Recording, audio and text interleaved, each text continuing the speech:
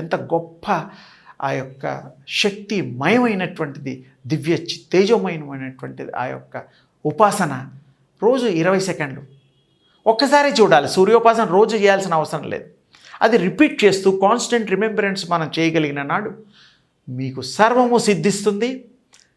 మీకు కావలసిన ప్లానింగ్ అంతా పరిసమాప్తం చేసుకొని మళ్ళీ జన్మ లేకుండా కూడా జన్మ రాహిత్యం కూడా చేసుకోవచ్చు. ఇది చాలా తేలికైంది. ఇవన్నీ గతంలో క్రియాయోగం కానీ సూర్యోపాసన ఇవన్నీ కూడా మనం గతంలో కృష్ణస్వామి, రామస్వామి అందరూ భగవత్ స్వరూపులు అందరూ చేశారు. సూర్యోపాసన చెయ్యని దేవుడు ఒక్కరు లేరండి. ఆర్ఘ్యం ఇవ్వడం పొద్దున పూట అందరినీ మనం చరిత్రలో చూసాం. వాళ్ళు చూపిన మార్గమే ఇది.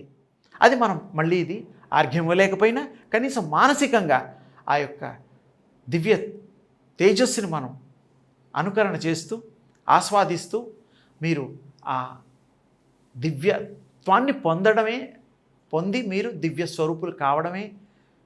సస్యశ్యామలంగా రైతులకు కూడా మరి వాళ్ళ పొలాలు ఉంటాయి, వాళ్ళకు కూడా ఇలాంటి ప్రాక్టీసెస్ చేశారనుకోండి, మరి చక్కటి పంటలు, చక్కటి జీవనము, చక్కటి సంగమం, దైవం మానుష రూపేణ అనేటువంటి దానికి సార్థకత వస్తుంది.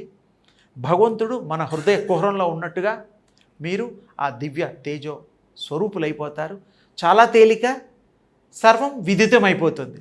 అన్నీ తెలిసిన తర్వాత ఇంకా మనం ఎవరిని అడగాలి, ఎవరిని చేయించాలి, ఎవరితో బలవంతం పెట్టాలని అవసరం కూడా లేదు. ఇష్టులు అయిష్టులు అందరూ తెలిసిపోతారు.